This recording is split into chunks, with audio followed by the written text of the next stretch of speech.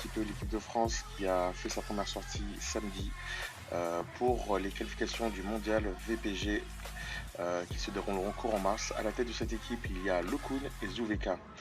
L'équipe de France, sur cette soirée, a rencontré l'Italie puis l'Écosse.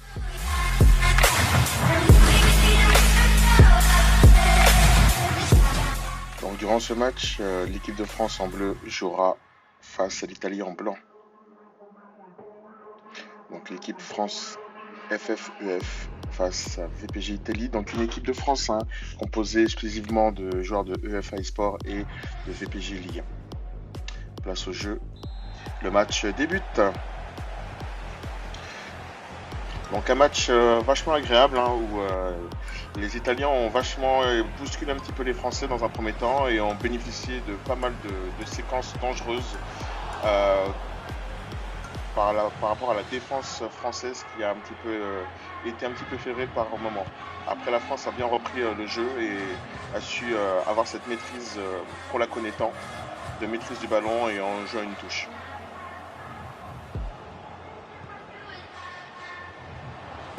Bon, là, la première action de Case.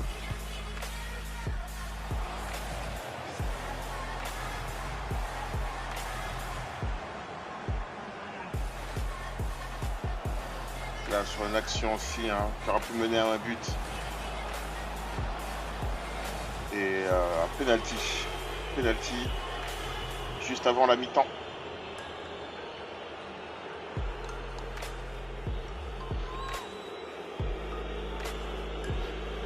Donc un penalty tiré par Case. Et Case qui rate l'immanquable.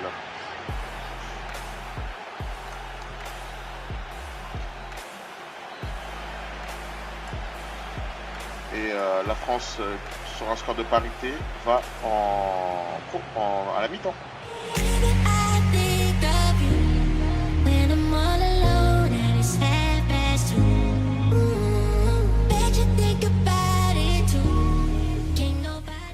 Là, on voit bien que les Français ont dominé clairement la maîtrise du ballon, mais se sont montrés un petit peu fébriles en défense et ont failli se prendre des buts tout au long de la première mi-temps.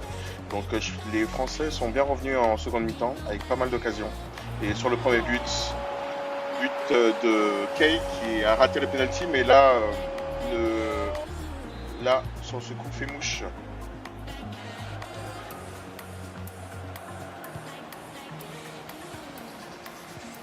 Là, encore une occasion italienne. Les Italiens très dangereux auraient pu ouvrir le score. Mais un bel arrêt du gardien. Là, une belle action encore amenée par l'Italien, mais les Italiens se font prendre en contre et encore Kay qui va sur le but et sur une magnifique frappe, double la mise. Et sur ce but-là, le match se terminera. La France a quand même dominé son sujet, mais c'était quand même un match assez équilibré, mais la France a été quand même dans l'ensemble réaliste. Bien joué pour la France. Nous revoyons les buts en images. Donc on voit bien ce dédoublement, cette passe en retrait et cette passe dans la profondeur pour Kay qui rate pas le but. Magnifique but de Kay. Joueur très intéressant, très mobile. Et sur le deuxième but, il élimine le défenseur plus le gardien pour doubler la mise. Et victoire des Français sur le score de 2-0 face aux Italiens.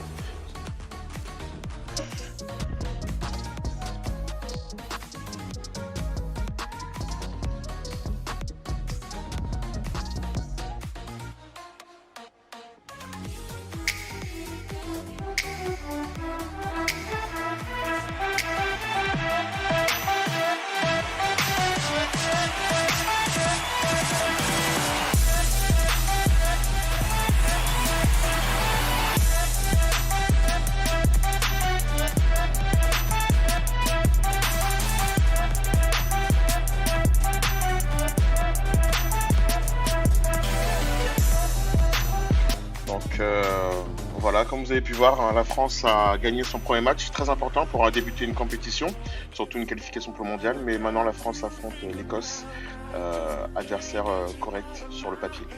Mais la France a quand même remporté 5-0. Donc voyons les images. Donc la France hein, qui a enchaîné déjà un premier match face à l'Italien avec un début assez timide, mais face à l'Écosse, tout de suite ils sont rentrés dans le match et un premier but de l'inévitable Kay. Dans la continuité, hein, directement, la France met une certaine pression à leur adversaire du jour, donc les Écossais. Et c'est une récupération de Soso qui avance à Pepe Vegas et Pepe envoie le ballon à l'ailier droit, Ryan. La France, en même pas 10 minutes de jeu, mène déjà 2-0. Donc ils sont extrêmement bien rentrés dans ce match et la France continue à pousser. Hein. Continue, hein. Franchement, il déroule, il maîtrise une facilité dans le jeu. Voilà, on a senti qu'au début, hein, contre les Italiens, ils étaient un peu crispés. Et là, sur une magnifique passe de Keke, il le offre sous un plateau Barbosa face au but qui ne rate pas le but. Donc c'est sur score de 3-0 que la France va au vestiaire. Donc un match vraiment maîtrisé hein, de bout en bout dès la première minute jusqu'à la 45e. Vraiment une maîtrise impressionnante. Hein. Cette équipe qui monte en puissance de match en match. Je pense qu'elle risque d'aller vraiment très très loin et de ne pas trop être inquiétée dans cette phase de poule. Donc la reprise a eu lieu. Voilà, hein, dès l'entame de match, hein, les Français tout de suite ont pris encore la mesure du jeu. Donc beaucoup de redoublements, beaucoup de passes, beaucoup de patience pour trouver vraiment les adversaires en libre. Donc vraiment un jeu séduisant qui prouve que ce collectif est en train de naître. Voilà, un bon jeu de passe et qui ouvre sur un plateau à...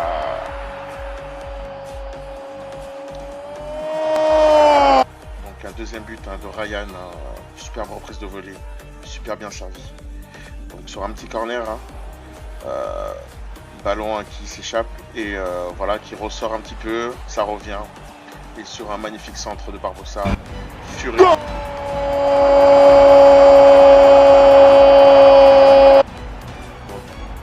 Fury qui marque encore, hein, cinquième but dans le match, 5-0. La France vraiment est dans un total confort et c'est sur ce score-là que le match se terminera, sur le score de 5-0. On voit bien au niveau des stats, en possession, qu'il n'y a pas de match. Donc voilà, une équipe de France assez brillante hein, dans l'ensemble, un petit peu timide, un petit peu tendue dans sa première mi-temps contre l'Italie, mais a su quand même relever la tête. Voilà. Après, sur le deuxième match, il n'y a pas eu photo, hein, 5-0, la France a déroulé, a maîtrisé son sujet. Je pense que vraiment la France est dans une forme vraiment intéressante, où chaque sortie vont être un petit peu scrutées, mais voilà, on sent un potentiel de malade. Sachant qu'il y a encore du monde qui sont sur le banc et qui risquent de rentrer à tout moment. Mais vraiment une équipe très très intéressante et je pense que ça pourrait faire vraiment un beau prétendant au titre mondial du mois de mars.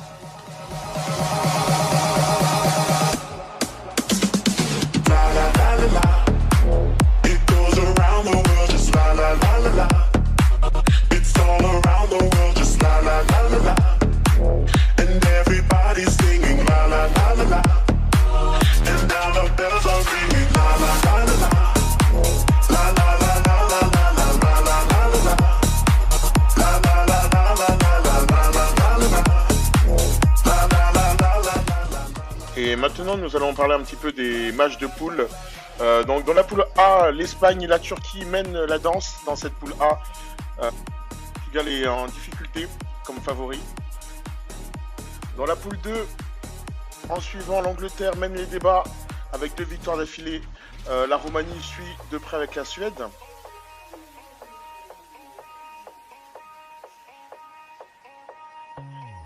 Dans cette poule 3, la Norvège et Chypre et la Croatie suivent aussi pour être qualifiés, en passe d'être qualifiés après seulement 2 matchs. Dans cette poule 4, La République tchèque, le Danemark et la Grèce prennent les devants.